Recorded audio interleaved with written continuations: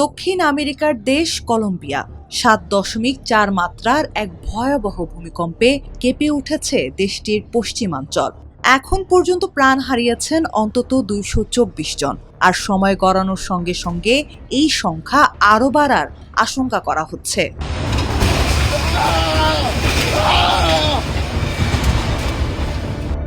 সবচেয়ে বেশি ক্ষতিগ্রস্ত হয়েছে চোকো বিভাগ ও আশেপাশের এলাকাগুলো। রাজধানী থেকে দূরবর্তী এই অঞ্চলে একের পর এক ধসে পড়েছে বহু আবাসিক ভবন, ভেঙে পড়েছে যোগাযোগ ব্যবস্থা। মূল ভূমিকম্পটির পর ইতোমধ্যে ৭০টিরও বেশি আফটারশক রেকর্ড করেছে কলম্বিয়ার ভূতাত্ত্বিক জরিপ সংস্থা। এতে আতঙ্ক ছড়িয়ে পড়েছে স্থানীয়দের মধ্যে।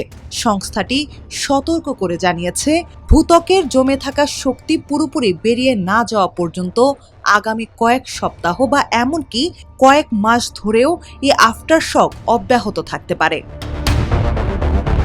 পরিস্থিতি কতটা ভয়াবহ তা বোঝা যায় চোকো বিভাগে সান হোসে দেল পালামার লা ইতালিয়া এলাকার অবস্থা দেখলে। প্রায় ৫,৯০০ মানুষের এই কৃষি প্রধান শহরটি এখন পুরোপুরি বিচ্ছিন্ন। পাশের প্রধান সড়কের ১৮টি স্থানে ধস নামায় বন্ধ হয়ে গেছে দূরপাল্লার যানবাহন চলাচল।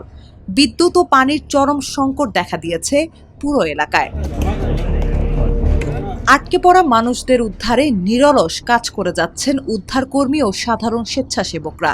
অলৌকিকভাবে কালী শহরে ধসে পড়া ভবনের ধ্বংসস্তূপ থেকে প্রায় ৩০ ঘন্টা পর এক নারীকে জীবিত উদ্ধার করা সম্ভব হয়েছে।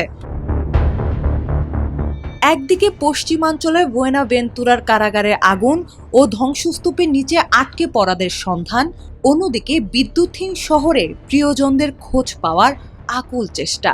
সব মিলিয়ে এক মানবিক বিপর্যয়ের মুখোমুখি কলম্বিয়া। এমন পরিস্থিতিতে পাশে দাঁড়াচ্ছে আন্তর্জাতিক সম্প্রদায়। মানবিক ও উদ্ধার সহায়তার প্রস্তাব দিয়েছে যুক্তরাষ্ট্র ও মেক্সিকো। দেশের নতুন প্রেসিডেন্ট আবেলার্দো দে লা এসপ্রিয়েলা ক্ষতিগ্রস্তদের জন্য দ্রুত অর্থনৈতিক সহায়তার আশ্বাস দিয়েছেন। তবে মূল চ্যালেঞ্জ এখন একটাই, ধ্বংসস্তূপের নিচে থেকে বাকি থাকা প্রাণগুলোকে যত দ্রুত সম্ভব নিরাপদে বের করে আনা।